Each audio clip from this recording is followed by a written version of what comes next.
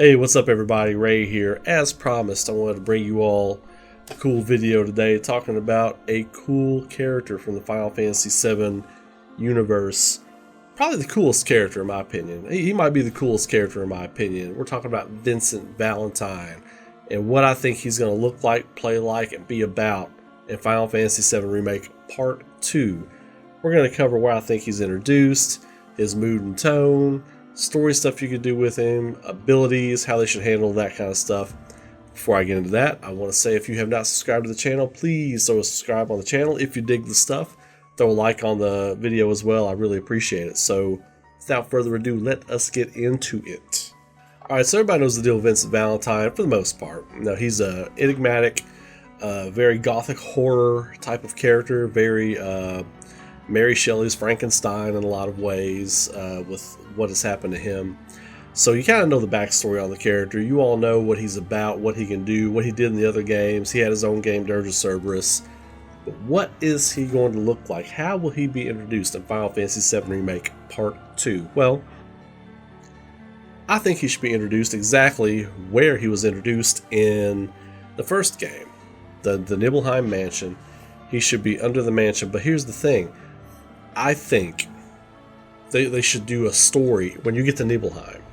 It's not just the weird, creepy vibe of the town being rebuilt and it was destroyed and everything. You could still have the black hooded people, of course, walking around the town, but have other citizens you can talk to as well, you know? But here's the thing. Like a situation where, you know, they're staying the night, they're in Nibelheim. Cloud's trying to figure out what's going on. Tifa is really honing in on this. There's something not right with Cloud. They stay the night in Nibelheim, right? Well, during the night, they keep seeing this phantom. They keep seeing like this dark shadow, like on the roofs. Like he's like Vincent's already awake. Like when you find him in the Nibelheim mansion, he's awake because when you go into the up to the coffin, it's like go away.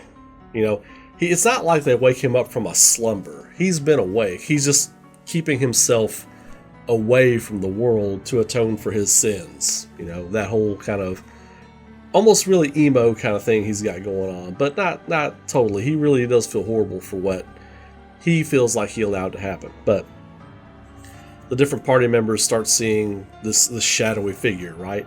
And people in the town are like, oh yeah, we don't go around the mansion. That thing, whatever that is, it's said to hide in the mansion. So, of course, the team wants to check this thing out because it could be a Shinra experiment, which they're right. They're absolutely right, correct? They're absolutely right about that. But, okay, let's go check it out. Let's go. We may have to take this thing out. They go in. They investigate the Shinra mansion. Cloud starts getting all this crazy stuff. So it feeds into the story, right? He starts getting these crazy flashbacks of what happened there, right? And, you know, you can still have the whole ghost of Sephiroth there. You could still have something going on with Sephiroth and everything. But here's the thing. You go into the basement, right? Cloud goes into the library like he did before. You don't find Vincent yet. But you go into the library. You either fight a version of Sephiroth there, like one of the hooded guys' version of Sephiroth, or you fight a version of Genova there. And Vincent swoops in to help you fight. Now, when he swoops in to help you fight, he's a guest like Red 13, right? Okay, so you can still have 3 of your party members on the battlefield and Vincent doing his thing. You can see Vincent doing all this cool stuff, right? But it doesn't stop there, right? So afterward, you know, the Genova or the Sephiroth clone or whatever is defeated, Vincent doesn't say a word. Vincent doesn't say, he just stares the party down. And then, phew, he's just like gone, right?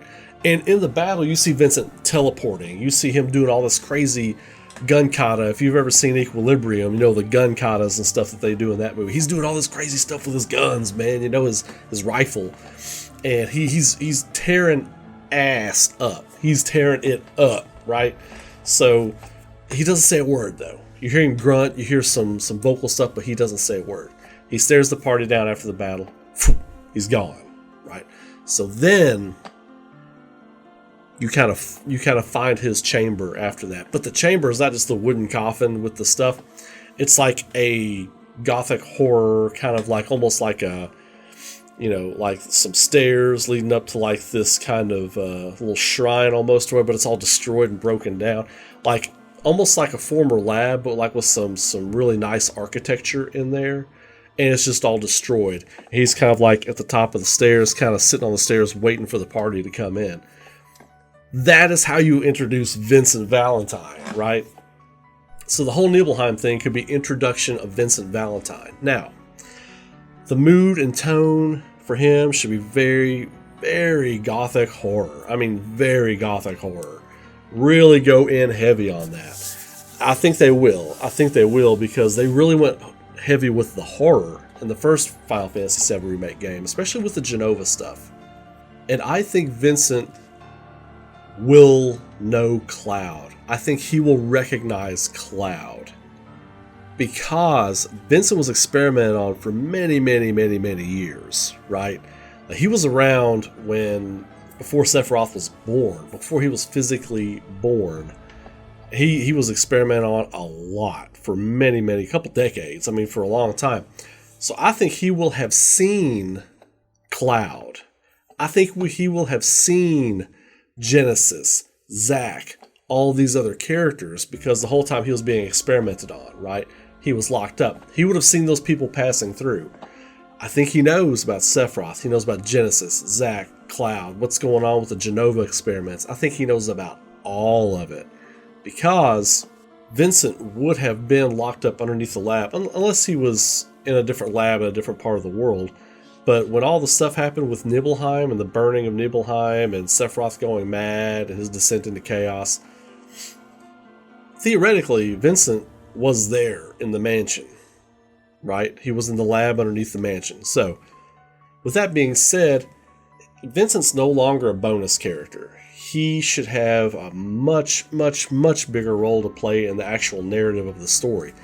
So when the party walks in and Vincent's waiting for them, like in the dark of night with the moonlight coming in through the window, he's like, "I've been waiting for you, Cloud." Everyone's like, what? And he's like, "Yeah." Basically he's like, "I know what's up." Whatever he says there, but he's like, in his tone, his way of delivering, I know what's going on. I know about Sephiroth. I know about your buddy Zack. I know about Genesis. I know about everything, And I feel like Vincent is going to have some sort of tie to Genesis. I almost feel like they have to do it, because Vincent was experimented on theoretically before Genesis was around too, because Sephiroth and Genesis are around the same age or whatever, whatever you want to say about, Sephiroth and all that, how old he really is or whatever. If we're taking at face value that he's like 27, mid-late 20s, Genesis is about the same age. Angeal, Genesis, Sephiroth, they were all about the same age. So, Vincent would have been experimented on, and all that stuff would have happened to him before Genesis. So, all the Chaos Cell experimentation, everything that happened to Vincent, a lot of that could have been G Cell experimentation on Vincent, which would give him some sort of tie to Genesis. That's a side plot possibility, but that's not the beef of it.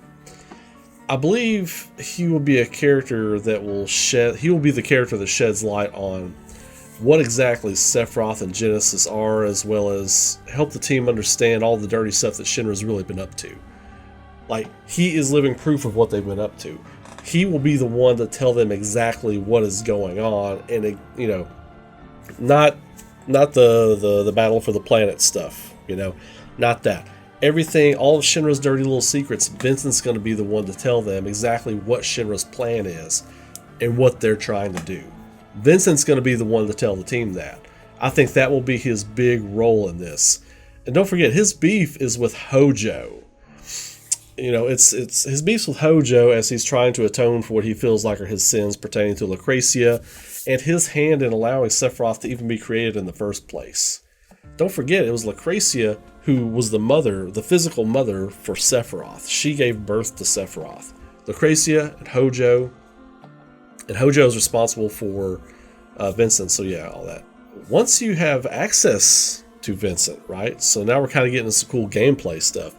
Once you have access to Vincent, you could have so many possibilities for side quests open up, like places you couldn't reach before, or stuff like that.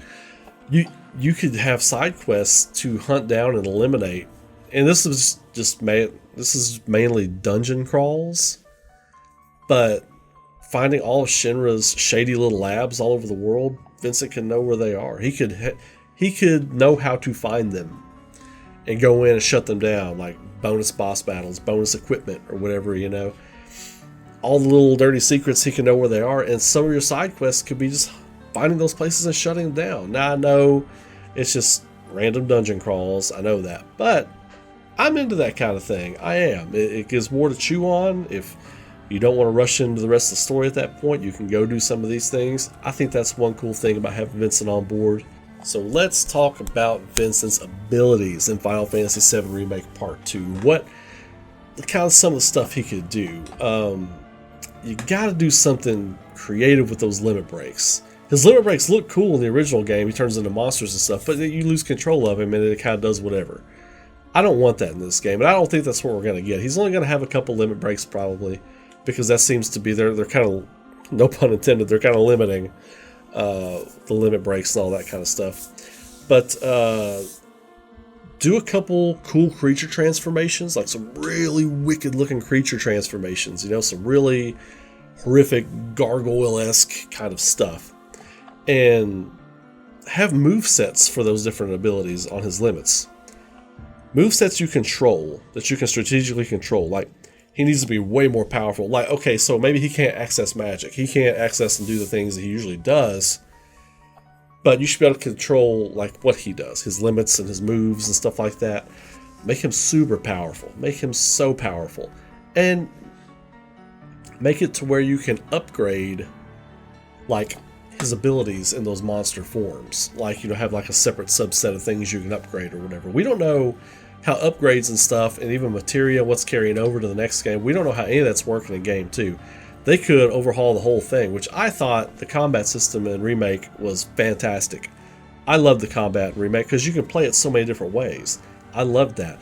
Take what you did in that and just, I wouldn't even fine-tune a lot of stuff. Some things need to be tweaked, but I would take that stuff and just add to it, accentuate those things. And I think you can do that with Vincent and these abilities. Aerial combat needs to be amazing with Vincent, and this is one of the two things they need to fix in game number 2, in Remake 2, that wasn't that great in Remake 1. Aerial combat and that janky-ass camera. Aerial combat and that janky-ass camera. That camera got wonky in places, and I would get hung up, and I know it wasn't just me. I know a lot of other people had that problem too. It knocked the score of the game down just a couple of tenths of a point for me, really. It did. I mean, that was one of the things. Not so much the aerial combat, but the camera. You know what I mean?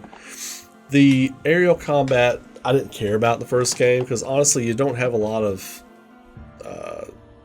characters that have a lot of aerial combat stuff going on. You have people that get in the air and do some fighting, like Tifa and Cloud.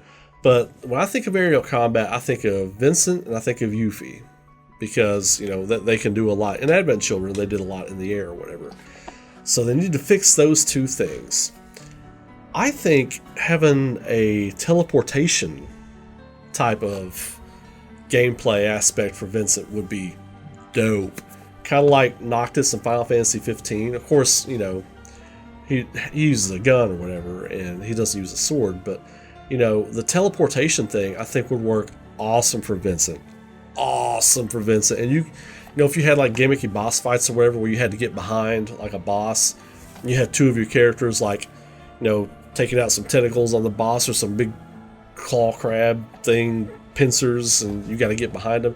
You preoccupied with them, you teleport behind them with Vincent, pop, pop, pop, pop, pop, and there's a lot you can do. There's a lot you could do there. Honestly, I am really excited for the possibilities of what they could do with Vincent and his special moves. All the weapons and abilities for the characters have special moves and things you can learn, right? I think special moves, some of the different things you could do with Vincent with his different weapons could be like cool gun combos, like I talked about earlier with the Equilibrium reference and the gun kata, the martial arts gunplay hybrid stuff going on. You could really do that with Vincent, and not just have like one big gun or whatever, but maybe have like some pistols. Get Devil May Cry with Vincent. Go all Dante with Vincent Valentine. Who cares, man? Who cares? Just do it. Just do it, baby. Just go all Dante without the sword with Vincent from Devil May Cry. They got the same stylist, right? They got the same stylist. They got the same wardrobe director. Just do that, baby. Just do that. Just go all Dante with him. Now I'll save the rest of what I was gonna say there, because it was everything I was gonna say. It was just like, just what Dante does. Just do that. Just do that, baby. Even the transformation, the Devil Trigger. Just make Vincent Dante. Just make Vincent Dante without the sword. And without the rock star attitude. Vincent needs he's a different rock star. Vincent's more Depeche Mode. Vincent's more Nine Inch Nails. Dante's more like Rolling Stones and stuff like that. But, I think that would be a really cool way to go. Just get creative. Vincent's a character. You don't have to ground him in any way. Just be creative. Make him fun. Make him fun. He can be OP as hell. He can be so overpowered. As long as using him is fun. Nobody's gonna care. He could be super overpowered by the end of the game and almost unfair to use. As long as he's fun to use, it's not gonna matter. You know what I mean? For that to happen, aerial combat and some of those janky camera issues need to be overhauled, for sure. He should definitely be one of the strongest, most balanced characters in the game, bar none. From a story perspective, it makes a lot of sense because his physiology has been completely augmented through various experiments. It makes sense. You can make him crazy strong. You can introduce different aspects of gameplay with Vincent. And I think you probably find Vincent after Yuffie. I'm hoping you find Yuffie early on. Sid will be the last character you get. But it all depends on where this game ends, right? It all depends on where the game ends, because if it ends before you get to Nibelheim, then it doesn't matter. It doesn't matter, Or they could do a thing where you're seeing the shadowy phantom numerous times throughout the journey until you get to Nibelheim. Almost like Vincent's leading you there. I just thought about that. Almost like Vincent's leading you to Nibelheim. To see what's really going on, to show them what's really going on. There you go. That could be what leads them to Nibelheim, right? Vincent Valentine, the Phantom, keeps showing up here and there. He's not interacting with anybody. He doesn't want to interact with anybody, but he does realize that there's something going on. He does feel that there's something going on, and he leads them there. There you go. Because we know they're changing stuff. We know we've already accepted they're changing stuff. The cat's out of the bag. It is what it is. So now we have to have fun and be creative with whatever's coming our way. So I feel like that would be a cool way to use Vincent. But what do you all think? How would you all introduce Vincent? What would you like to see from some of his abilities, some of his combos and stuff like that? Let me know. Throw it in the comments. Let's talk about it. I'm really excited to see what you all think about Vincent. I'm super pumped about Vincent. But here's the thing. If we don't get to Nibelheim, we don't even get him anyway. Or if the game ends there for some reason, we just get like a Red 13 situation and we'll get to play as him 2 years after whenever this game comes out, right? I think this next game's coming out in 2022. I hope I'm wrong about that, but I think it's going to be first quarter 2022 at the earliest, because I know COVID set things off schedule. I hope I'm wrong about that. I do. I hope it comes out sooner, but my guess is 2022 at the earliest. Somebody asked me in a comment, trying to remember who it was, when I think the next game's coming out. That's when I think it's coming out. So, but anyway, let me know what you all think about that. Let me know what you think about Vincent Valentine. Are you excited for Vincent? Who are you most excited about that we don't have yet as far as playable characters? What they could possibly do with the characters. I'm going to be honest with y'all, my least interested is Kate Shee. I'm not interested in Kate Shee at all. You could just make him a background player that comes along from time to time. I'd be totally fine with that. Anyway, you all have a great day. Keep rocking, and I will catch you all in the next video. You all be good to each other. Stay safe out there, and I will see you all very soon.